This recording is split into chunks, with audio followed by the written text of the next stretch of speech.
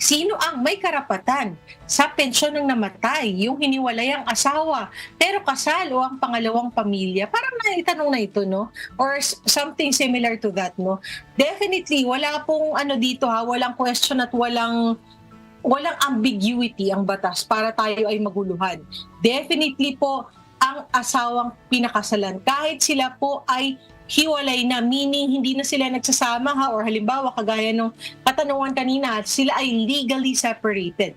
Legally separated but still they remain to be married under the eyes of the law. And because of that, no, ang legal na asawa po ang may karapatan doon sa pensyon ng namatay at hindi ang pangalawang pamilya, kasi that will be considered as an illegitimate family. Yung mga anak dyan sa pangalawang pamilya, illegitimate children na po yun, at yung di umanong asawa, no, hindi po yung asawa, yun po ay kinakasama, dahil as long as valid po ang first marriage, no, kahit po siya ay mas matagal ng kinasama, hindi po kinikilala ng batas yung pangalawang nakasama kahit mas matagal pa sila doon sa nauna, dahil kung sino po ang pinakasalan, naku, yun po ang kinikilala ng ating batas na legal wife. Isa lang po yun.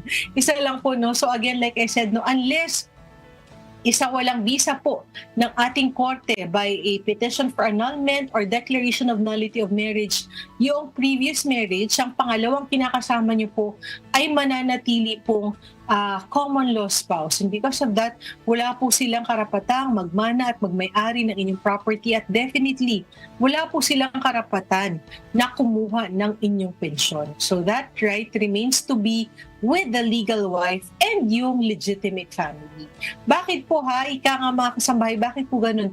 Kailangan niyo pong maintindihan na dinidiscourage po ng ating batas ang illicit affairs. Siyempre kapag ka naman, pwede naman palang mag-grant ng pensyon itong pangalawang pamilya, no? O kahit naman pala ako ay may legal wife, kung hindi na ako interesado sa kanya, or may legal husband, o hiwalayan ko na lang siya, doon na ako sa pangalawa, tapos kami na mag-i-enjoy, no, ng lahat ng fruits ng pinaghirapan namin together, no? Siyempre kung pwede palang mangyari yun, edi ang dali lamang po, no, na maki-appeal or magkaroon ng common law relationship, kasi pwede naman palang pamanahan or pwede naman palang mabigyan ng pensyon yung pangalawang pamilya. So definitely, hindi po pwede yan ha. So talagang ang sinasabi ng ating batas, only the legal wife and the legitimate family will have the right sa pension. Pwede pong yung mga illegitimate children, pwede po no na magkaroon ng halimbawa kapag may insurance, no, pwede sila maging beneficiaries ng isang insurance policy.